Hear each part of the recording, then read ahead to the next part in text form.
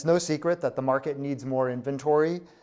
In many areas, the number of homes for sale is about half of what it was in May 2019. It doesn't really make sense to do a 2020 comparison because the market was so disrupted.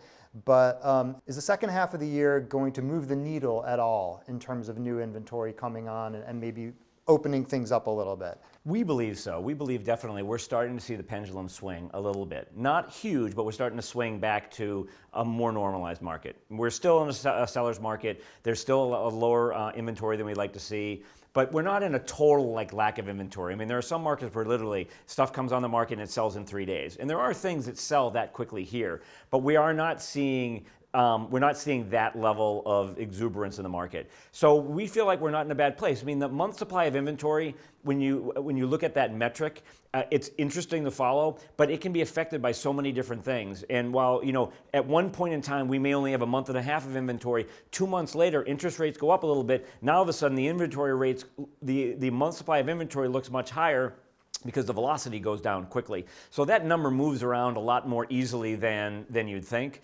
And the reality is we're starting to see more inventory come to the market, and we're starting to see a little less of the craziness in the market. The massive multiple offers, the insanity from the buyer side. So I think that's a positive for the market.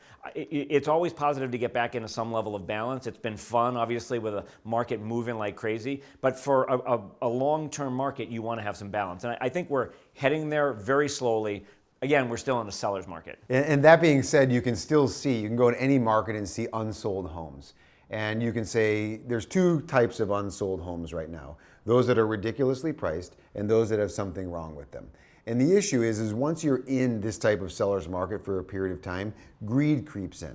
So a seller starts thinking about selling their home and they think this is going to be really easy. There are buyers out there with multiple offers. I'll price my home up to the moon. I won't do a lot of improvements or make it look great. I won't consult an agent, etc. And you see more homes come online at ridiculous prices. The sad part about that, as being an agent, is when you see that happen, you see lost opportunity because it is a seller's market and someone can capitalize on the sale of their home at a very high number. But a lot of these people that are doing that are going to end up selling their home for less than what it would have sold for at a shorter period of time. Yeah. So you're starting to see that too. Ridiculously priced homes are coming online more frequently. Yeah, and I mean, nationally we are seeing more inventory. Zillow just released a report that said homes for sale ticked up about 4% in May. I think it was the first increase since July of 2020. So we definitely are starting to see that pendulum swing back a little bit. And the other thing is that it may not feel like there are a lot of homes for sale in the market, but there's a lot of sales activity. So those buyers are finding something. I mean, there's a lot of homes selling. Therefore, there must be a lot of homes for sale. There are also a lot of homes selling pre-market.